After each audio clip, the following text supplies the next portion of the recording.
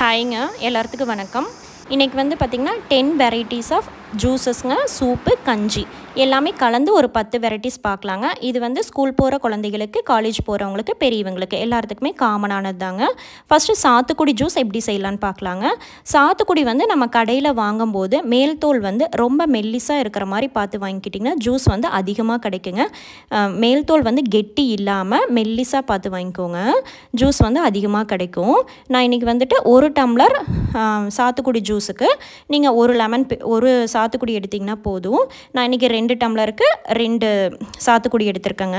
சாத்துக்குடி ஜூஸ் வந்துட்டு கசப்பு தன்மை வராமல் எப்படி செய்யலான்னு பார்க்கலாங்க. இப்போ சாத்துக்குடி ஜூஸ் வந்து அப்போதைக்கப்போ குடித்தோம்னா தான் அந்த கச்சல் வராது. ஆனால் இந்த மாதிரி நீங்கள் வந்துட்டு கட் பண்ணிவிட்டு நல்லா இந்த மாதிரி ஜூஸரில் பிழிஞ்சு விட்டுக்கோங்க.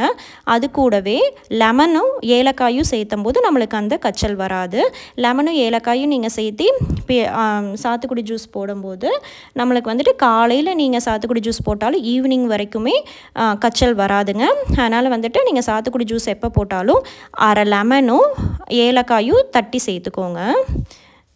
இது வந்து நீங்கள் ஸ்கூலுக்கு வந்துட்டு காலையில் கொடுத்து விட்டாலும் மத்தியானம் ஒரு 2 மணி 3 மணி வரைக்குமே கச்சல் வராது. லெமனும் ஏலக்காயும் மட்டும் பிழிஞ்சு விட்டு இந்த மாதிரி ஜூஸ் ட்ரை பண்ணி பாருங்கள். நான் வந்து ஸ்வீட்னஸ்க்கு வந்துட்டு பனங்கல்கண்டு தான் சேர்த்துருக்கேங்க. நீங்கள் வந்து ஒயிட் சுகரு, நாட்டு சர்க்கரையில் அவாய்ட் பண்ணிவிட்டு குட்டீஸ்க்கு செய்கிறீங்கன்னா இந்த மாதிரி பனங்கல்கண்டு வந்து ரொம்ப கூலிங் எஃபெக்ட் தருங்க. பாடி ஹீட்டை வந்து குறைக்கும். நான் வந்து 2 டேபிள் ஸ்பூன் வந்து பனங்கல்கண்டை மிக்சியில் அடித்து பவுட்ராக பண்ணி வச்சுருக்கேங்க. அது சேர்த்திக்கிட்டேன். அதுக்கப்புறம் நம்ம ஐஸ் க்யூப்ஸ் வந்து ஆப்ஷனல் தான். உங்களுக்கு ஐஸ் க்யூப்ஸ் வேணுன்னா சம்மருக்கு இந்த மாதிரி ஐஸ் க்யூப்ஸ் சேர்த்து குடிக்கும்போது நல்லா ஒரு ரெஃப்ரெஷ்ஷாக இருக்குங்க.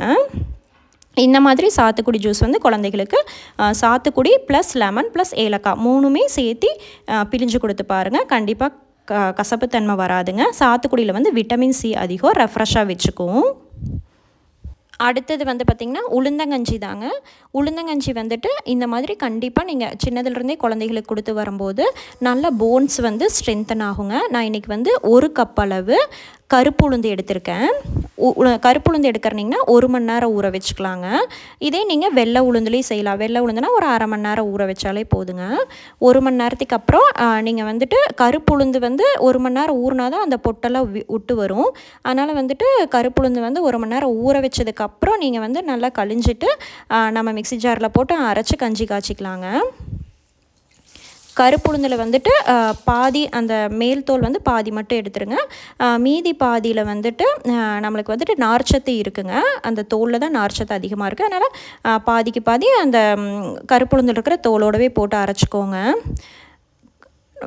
கருப்புளுந்து ப்ளஸ் வந்து தேங்காய் வந்துட்டு நான் ஒரு 10 பீஸ் தேங்காய் பீசஸ் வந்து கட் பண்ணி சேர்த்துருக்கேங்க. அதுக்கப்புறம் 2 ஏலக்காய் சேர்த்திக்கோங்க. தேங்காய், ஏலக்காய் இதெல்லாம் சேர்த்தும் போது நம்மளுக்கு கஞ்சி டேஸ்ட்டும் இருக்கும். குழந்தைகளுக்கு வந்து தேங்காய் பாலும் ஆட் ஆன மாதிரி இருக்குங்க. இது வந்துட்டு நம்ம பெரியவங்களும் இதே மாதிரி காய்ச்சி குடிச்சிக்கலாம். தாராளமாக நீங்கள் நல்லா தண்ணி விட்டே அரைச்சிக்கலாம். ஏன்னா உளுந்து வந்துட்டு நல்லா பொதுன்னு வருங்க. அதனால் நல்லா தண்ணி விட்டு நல்லா நைஸாக அரைச்சி எடுத்துக்கோங்க. நான் வந்து 1 கப் கருப்புளுந்து எடுத்திருக்கேன். 1 கப் கருப்புளுந்துக்கு தாராளமாக 10 டம்ளர் அளவுக்கு கஞ்சி வருங்க. நீங்கள் வந்துட்டு அளவுகள் மட்டும் கம்மியாக எடுத்துக்கோங்க. 1 டம்ளர் வேணா 1 கரண்டி உளுந்தை மட்டும் ஊற வச்சு அரைச்சி இந்த மாதிரி கஞ்சி காய்ச்சிக்கோங்க. உளுந்து வந்துட்டு நல்லா நம்மளுக்கு உப்பி வரும். அதனால் 1 கரண்டி எடுத்திங்கன்னா 1 டம்ளர் வருங்க. இதுதான் அளவு. நல்லா நம்ம வந்து ஃபஸ்ட்டு ஒரு 2 டம்ளர் தண்ணி வச்சுட்டு தண்ணியில் வந்துட்டு நம்ம அரைச்சி வச்ச பேஸ்ட்டையும் சேர்த்திட்டு உளுந்தங்கஞ்சி நம்ம அரைச்சி வச்ச இதையும் சேர்த்தி நல்லா மிக்ஸ் பண்ணி விட்டுக்கோங்க. நடுவில் உங்களுக்கு ரொம்ப கெட்டியாக வர மாதிரி இருந்தால் சுடுதண்ணி கூட விட்டு மீடியம் ஃப்ளேமில் வச்சு ஒரு 10 நிமிஷம் நல்லா கொதிக்க விட்டுக்கோங்க. நல்லா கொதிக்கும் போது தான் அந்த உளுந்தில் இருக்கிற பச்சை வாசமெல்லாம் போயிட்டு நம்மளுக்கு டேஸ்ட் இருக்குங்க. ஒரு 10 நிமிஷம் கொதிச்சதுக்கப்புறம் நான் வந்துட்டு நாட்டு சர்க்கரை சேர்த்திக்கிறேங்க.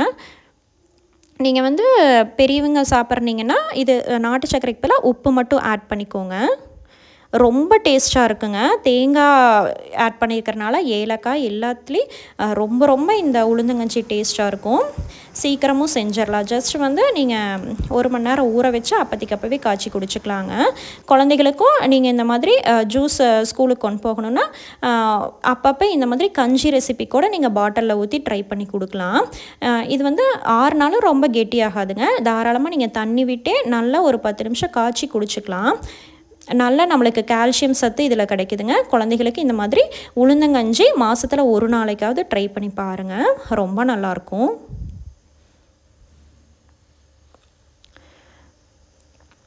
அடுத்தது வந்து பார்த்திங்கன்னா கேரட் ஜூஸ் தாங்க. கேரட் வந்துட்டு ஹேருக்கும் சரி நம்ம ஸ்கின்னுக்கும் சரி ரொம்ப ரொம்ப நல்லது. கேரட் ஜூஸ்க்கு வந்துட்டு 1 கேரட் எடுத்திங்கனாவே தாராளமாக 2 டம்ளர் அளவுக்கு நம்மளுக்கு ஜூஸ் கிடைக்குங்க. நான் வந்துட்டு தோல் எடுத்துட்டு நல்லா கேரட்டை வாஷ் பண்ணிவிட்டு குட்டி குட்டி பீசஸாக கட் பண்ணி சேர்த்துக்கோங்க. தேங்காய் வந்துட்டு ஒரு 10 பீஸ் கட் பண்ணி சேர்த்துக்கலாங்க. நம்ம இந்த மாதிரி தேங்காயும் ஜூஸ் கூட ஆட் பண்ணும்போது தேங்காய் பாலும் சேர்த்தும் போது வயிற்று புண்ணெல்லாம் ஆறுங்க. 1 ஏலக்காய் சேர்த்தும் போது நம்மளுக்கு நல்ல டேஸ்ட்டு கொடுக்கும். நல்ல மணமாகவும் இருக்குது ஜூஸு. அதுக்கப்புறம் நான் காய்ச்சி ஆற வச்ச பால் வந்து ஒரு 1/4 டம்ளர் பால் மட்டும் சேர்த்திக்கிட்டேன். நல்லா நம்ம பாலும் சேர்த்தும் போது டேஸ்ட்டும் இருக்கும், க்ரீமியாகவும் இருக்குங்க. தண்ணி விட்டு நல்லா நைஸாகவே அரைச்சி எடுத்துக்கோங்க. இந்த கேரட் ஜூஸ் வந்துட்டு நம்மளோட ஐ பவரையும் குட்டீஸுக்கு கொடுக்கும்போது ஐ பவரும் நல்லா இன்க்ரீஸ் ஆகுங்க. நல்லா நைஸாக அரைச்சிட்டிங்கன்னா வடிகட்ட வேண்டியதில்லை. நாட்டு சர்க்கரை வந்துட்டு ஒரு 2 டேபிள் ஸ்பூன் மட்டும் சேர்த்திட்டு ஐஸ் க்யூப்ஸ் போட்டுக்கலாங்க. சம்மருக்கு கொடுக்குறோம் அப்படின்னா கண்டிப்பாக ஐஸ் க்யூப்ஸ் போட்டு சர்வ் பண்ணும்போது நல்லாயிருக்கும். சூப்பரான கேரட் ஜூஸ் ரெடிங்க. இது வந்து நம்ம தேங்காய் ஆட் பண்ணியிருக்கனால டேஸ்ட்டு நல்லாயிருக்கும். கேரட் ஜூஸ் வந்து பார்த்திங்கன்னா வெயிட் லாஸ் இருக்கிறவங்களும் தாராளமாக எடுத்துக்கலாம். ஹேர் க்ரோத்துக்கும் சரி ஸ்கின்னும் சரி நல்லா பிரைட்னிங் ஆகும். லேடிஸ் வந்துட்டு வாரத்தில் 1 நாளைக்கு இந்த மாதிரி எடுத்துக்கோங்க கேரட் ஜூஸு. அடுத்தது வந்து பார்த்திங்கன்னா மோர் தாங்க. கருவேப்பில் மோர் தான். தயிர் வந்துட்டு நம்ம கொஞ்சம் புளிக்காத தயிராகவே எடுத்துக்கோங்க. நான் வந்து 3 கரண்டி தயிர் எடுத்திருக்கேன். இந்த மாதிரி மோர் நம்ம வந்து தயிர் எடுத்துக்கும் போது நம்மளோட நுண்ணுயிர்கள் நல்ல பாக்டீரியாஸ் எல்லாமே நல்லா ஃபார்ம் ஆகி நம்மளோட ஜீரண சக்தியை அதிகரிக்குங்க. அதனால் கண்டிப்பாக இந்த மாதிரி சம்மருக்கெல்லாம் மோரெல்லாம் கண்டிப்பாக சேர்த்திக்கலாம். அது கூடவே கருவேப்பில் வந்துட்டு நான் ஒரு 3 கொத்தளவு கருவேப்பில் சேர்த்திக்கிறேங்க. நம்ம கருவேப்பில் வந்துட்டு ராவாக சாப்பாட்டில் எடுத்துக்க மாட்டோம். இந்த மாதிரி ஜூஸாக அரைச்சி குடிக்கும்போது கண்டிப்பாக நம்ம இன்டேக்காக எடுத்துக்குவோங்க. 3 கரண்டி தயிர், 3 கொத்தளவு கருவேப்பிலை. அது கூடவே சீரகம் சேர்த்திக்கோங்க. சீரகம் வந்து 1/4 டேபிள் ஸ்பூன் மட்டும் சேர்த்திக்கோங்க. ரொம்ப சேர்த்துனா கச்சல் வரும். அதனால் 1/4 டேபிள் ஸ்பூன் மட்டும் சேர்த்திக்கோங்க. கருவேப்பில் சீரகம். அதுக்கப்புறம் இஞ்சி வந்து சும்மா ஒரு துண்டு இஞ்சி மட்டும் சேர்த்திக்கலாங்க. ஒரு மசாலா மோர் மாதிரி சூப்பராக இருக்கும். இது வந்துட்டு நம்ம குழந்தைகளுக்கு தாராளமாக கொடுக்கலாம்.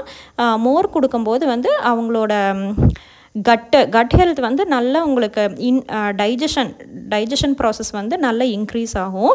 நல்ல பாக்டீரியாஸ் வந்து இந்த தயிரில் இருக்குங்க. நல்ல பாக்டீரியாஸ் வந்து நல்லா உருவாகி நம்மளுக்கு ஜீரண சக்தியை அதிகப்படுத்தும்.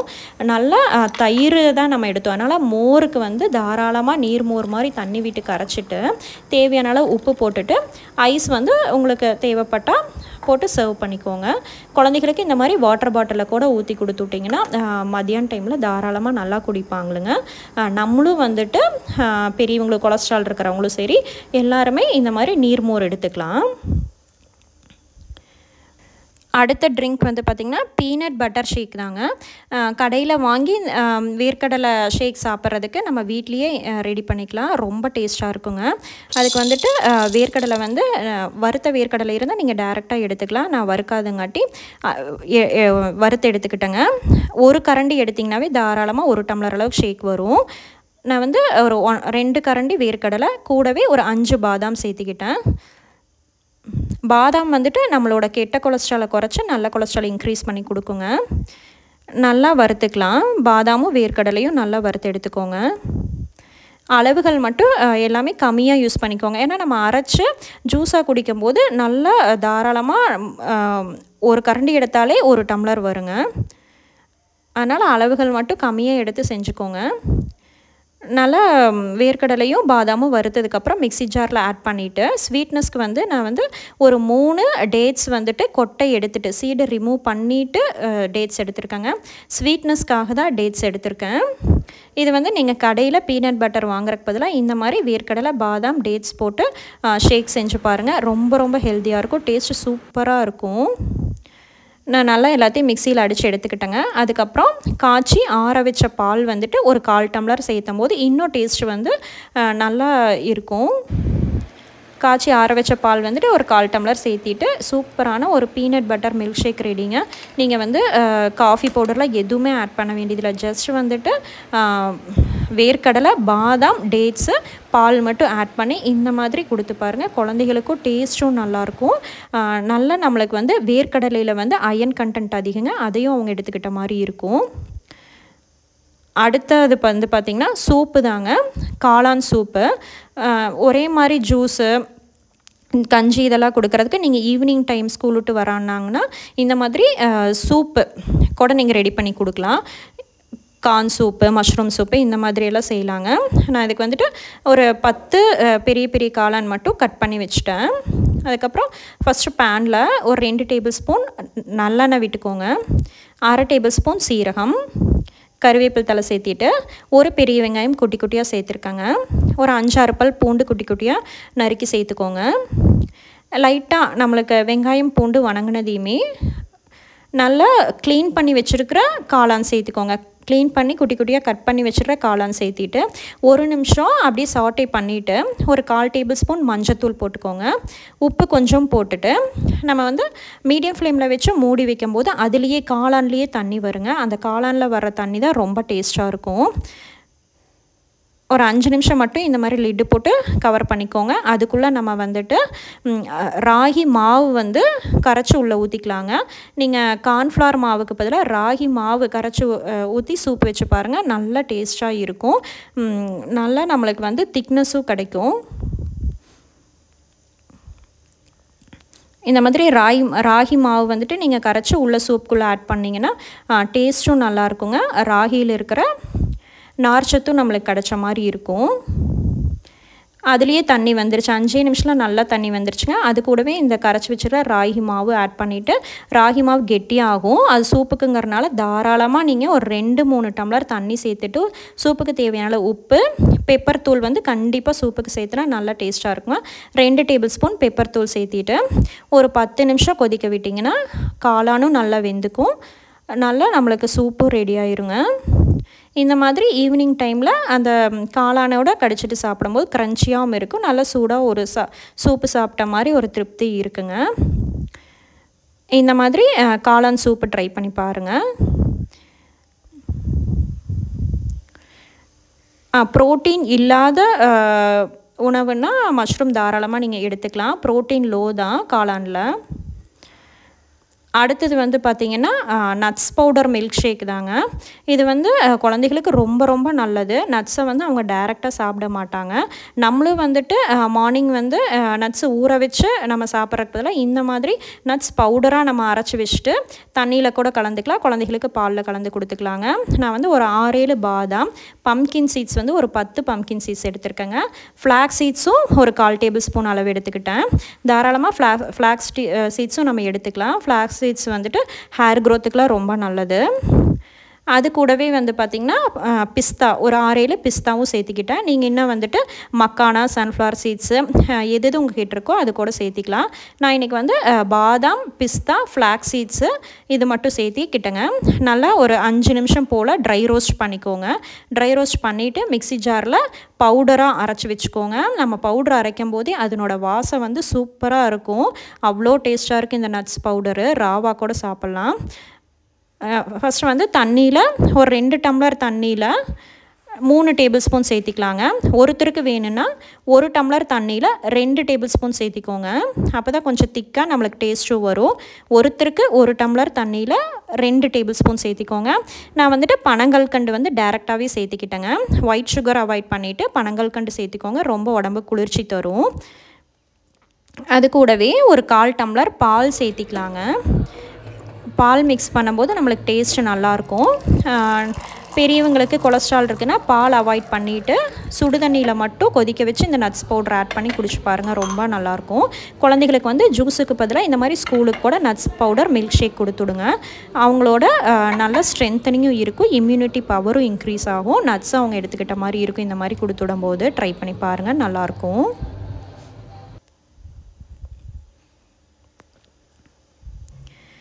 அடுத்தது வந்து பார்த்திங்கன்னா ராகி கூழ் தாங்க. சம்மருக்கு தகுந்த மாதிரி ராகி கூழ் வந்து ஒரு டிஃப்ரெண்ட்டாக கொஞ்சம் கூலிங்காக எப்படி செய்யலான்னு பார்க்கலாங்க. ஃபஸ்ட்டு 2 டம்ளர் தண்ணி வந்து ஒரு பேனில் கொதிக்கிட்டுங்க. நான் வந்து 1.5 கரண்டி அளவு மட்டும் ராகி மாவு எடுத்திருக்கேன். 1.5 கரண்டி எடுத்திங்கனாவே தாராளமாக ஒரு 5 டம்ளர் ராகி கஞ்சி வருங்க. 1.5 டம்ளர் ராகி வந்துட்டு நல்லா தண்ணி விட்டு கரைச்சிக்கிட்டேன். அதுக்கப்புறம் வந்து பார்த்திங்கன்னா சியா சீட்ஸ் வந்து 1 டேபிள் ஸ்பூன் எடுத்து ஒரு 10 நிமிஷம் மட்டும் ஊற வச்சுக்கிட்டேங்க. நீங்கள் சியா சீட்ஸுக்கு பதிலாக சப்ஜா சீட்ஸ் கூட ஊற வச்சுக்கலாம். தண்ணி கொதிச்சிருச்சு. நம்ம கரைச்சி வச்சுருக்கிற ராகி மாவு உள்ளே ஆட் பண்ணிக்கோங்க. கொஞ்சம் கொஞ்சமாக ஆட் பண்ணி கட்டி இல்லாமல் இந்த மாதிரி கரைச்சி விட்டுக்கோங்க. நீங்கள் ஒரு 2 டம்ளர் தண்ணியில் நல்லா ராகி மாவை கரைச்சி இந்த மாதிரி ஆட் பண்ணும்போது கொஞ்சம் திக்காகும். அதனால் நீங்கள் தாராளமாக தண்ணி விட்டே கரைச்சிக்கலாம். ஒரு 5 நிமிஷம் போல் கொதிச்சதுக்கப்புறம் நம்ம ஆற வச்சுக்கலாங்க. ராகி மாவு வந்து நல்லா வேகணும். அதனால் ஒரு 5லேருந்து 10 நிமிஷம் நல்லா கொதிச்சதுக்கப்புறம் இறக்கி ஆற வச்சுட்டு ஆறுனதுக்கப்புறம் நம்ம மிக்ஸி ஜாரில் ஆட் பண்ணிக்கோங்க. மிக்ஸி ஜாரில் தேவையான ராகி கஞ்சி ஆட் பண்ணிவிட்டு பீட்ரூட் வந்து நான் ஒரு 5-6 பீசஸ் வந்து கலருக்காக ஆட் பண்ணியிருக்கேங்க. அது கூடவே ஒரு 4-5 பாதாம் டேஸ்ட்டுக்காக ஸ்வீட்னஸ்க்காக 2 டேட்ஸ் சேர்த்துருக்கேன். அதுக்கப்புறம் ஊற வச்ச சியா சீட்ஸ் 10 நிமிஷம் ஊற வச்சிங்கனாவே இந்த மாதிரி நல்லா பொது பொதுன்னு ஊறி வந்துடும்.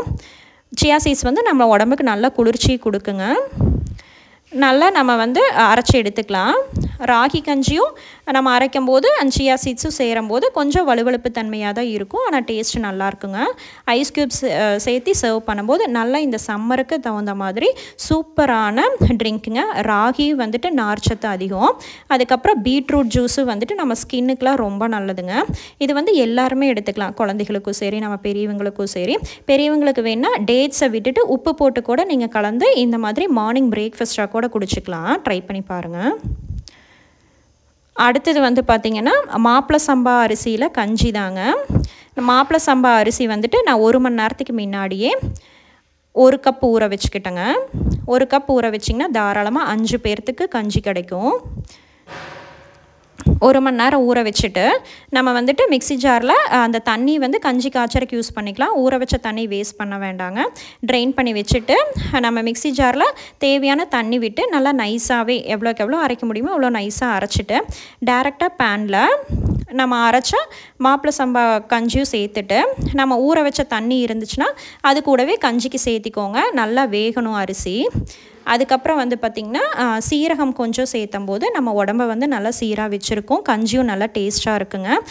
ஒரு 1/4 மணி நேரம் போல் மீடியம் ஃப்ளேமில் வச்சு கொதிக்க விட்டுருங்க. கொதிக்க விடும்போது அரிசியும் நல்லா வெந்துக்கும். நம்மளுக்கு வந்து கஞ்சியாகவும் கிடச்சிக்குங்க. மாப்பிள சம்பா அரிசியிலலாம் வந்து பார்த்திங்கன்னா நம்ம ஒயிட் ரைஸ் கம்பேர் பண்ணும்போது நார்ச்சத்து அதிகம். நீங்கள் இது வந்துட்டு கவுனி அரிசி கஞ்சி கூட இதுவும் ட்ரை பண்ணலாம். மாப்பிள சம்பா அரிசி மாதிரியே தான் கவுனி அரிசி கஞ்சிங்க. அதையும் ஊற வச்சுட்டு நம்ம நார்மலாக மிக்ஸி ஜாரில் அடித்து மாப்பிள சம்பா அரிசி எப்படி காய்ச்சணுமோ அதே மாதிரி கவுனி அரிசி கஞ்சி காய்ச்சலாம். வெயிட் லாஸ் இருக்கிறவங்களுக்கு ரொம்ப ரொம்ப இந்த கவுனி அரிசி மாப்பிள சம்பா அரிசி ரெண்டுமே ரொம்ப நல்லது. நம்ம கஞ்சி காய்ச்சி ஆற வச்சுட்டு தயிரோ மோரோ கலந்து உப்பு போட்டு கொஞ்சமாக உப்பு போட்டு இந்த மாதிரி குழந்தைகளுக்கும் நீங்கள் வந்து ஸ்பூனில் ஊட்டி விடலாம். ரொம்ப நல்லது. பாட்டிலுக்கு கொடுத்து விடுற மாதிரி இருந்தால் இன்னும் கொஞ்சம் தயிர் ஆட் பண்ணி தண்ணியாட்ட கொடுத்து விட்டுக்கோங்க. பெரியவங்களுக்குன்னா ஆனியன் ஆட் பண்ணி சாப்பிட்டு பாருங்கள். செம்ம டேஸ்ட்டாக இருக்கும்.